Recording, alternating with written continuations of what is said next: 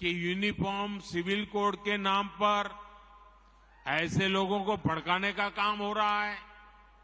आप मुझे बताइए, एक घर में परिवार के एक सदस्य के लिए एक कानून हो, परिवार के दूसरे सदस्य के लिए दूसरा कानून हो, तो क्या वो घर चल पाएगा क्या?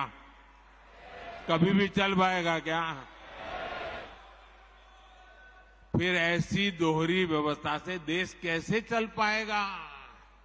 हमें याद रखना है कि भारत के संविधान में भी नागरिकों के समान अधिकार की बात कही गई है। साथियों, ये लोग हम पर आरोप लगाते हैं, लेकिन सच ये है कि यही लोग मुसलमान करते हैं।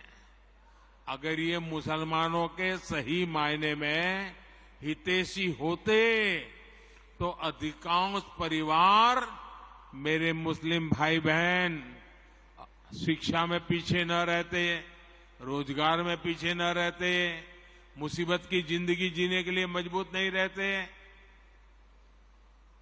और सुप्रीम कोर्ट ने बार बार कहा है, सुप्रीम कोर्ट डंडा मारती है, कह रही है कॉमन सिविल कोड लाओ, लेकिन ये वोट बैंक के भूखे लोग